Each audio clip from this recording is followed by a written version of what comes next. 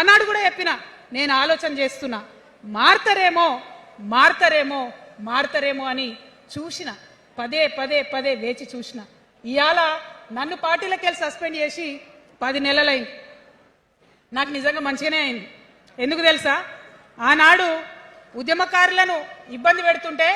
నేను ఇంకా గట్టిగా మాట్లాడాల్సింది మాట్లాడలేదు ఆనాడు మీకు జరిగింది ఇవాళ నాకు జరిగింది కొత్త ఏం లేదు కేసీఆర్ కోసం టిఆర్ఎస్ పార్టీ కోసం ఆనాడు తెలంగాణ ఉద్యమం కోసం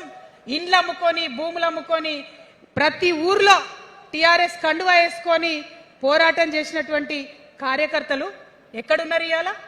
ఒక్క గుళ్ళ మెంబర్ ఇయర్ రాలేదా ఒక్క గుడి చైర్మన్ ఇయర్ రాలేదా తెలంగాణను వ్యతిరేకించి ఉద్యమాన్ని తొక్కిపట్టి మన మీద లాఠీలు పెట్టి కొట్టినటువంటి వాళ్ళకి తీసుకొచ్చి ఎమ్మెల్యే సీట్లు ఇచ్చి వాళ్ళ అనుచరులు వచ్చి మిడతల దండలాగా మన కార్యకర్తల మీద పడితే తల్లి కోడి కాపాడుకున్నట్టు పిల్లల్ని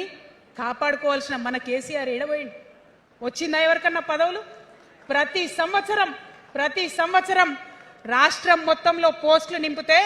6,000 పైచీలకు నామినేటెడ్ పోస్టులు వస్తాయి తెలుసా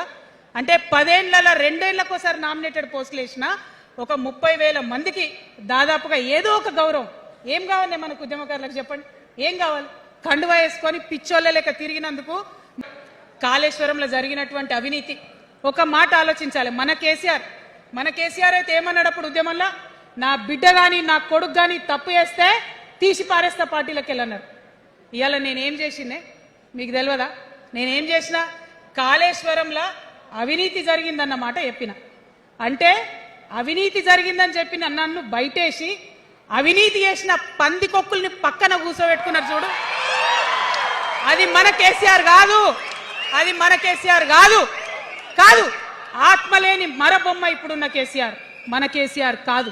ఇంత మర్యాద కావాలి మా సార్ నన్ను గుర్తుపట్టిండా మా పార్టీ నన్ను గుర్తుపట్టింది నాకేదో చిన్న పదవి ఇచ్చిరని చెప్పుకుంటే ఒక మర్యాద ఉంటుంది వచ్చిందా మనకు ఆ మర్యాద ఎక్కడన్నా వచ్చిందా ఆనాడు అవహేళన చేసిర్రు పార్టీలకు వచ్చి మళ్ళా అవహేళన చేసిండ్రు అంటే ఎప్పుడైతే అధికారం వచ్చిందో అప్పుడు అమ్మతనం పోయింది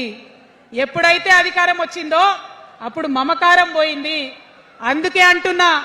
ఆయన మన కేసీఆర్ కాదు మారిన కేసీఆర్ మరబొమ్మ లాంటి కేసీఆర్ కాబట్టే ఇవాళ నేను నిలబడి యుద్ధం చేస్తా ఉన్నా ఈ గడ్డకు ఈ తెలంగాణ రాష్ట్రానికి ప్రాణాలు అడ్డం పెట్టుకొని మన ప్రజలను కాపాడాల్సినటువంటి వ్యక్తులు కావాలి అటువంటి సైన్యం కావాలి సైన్యం అయిదామా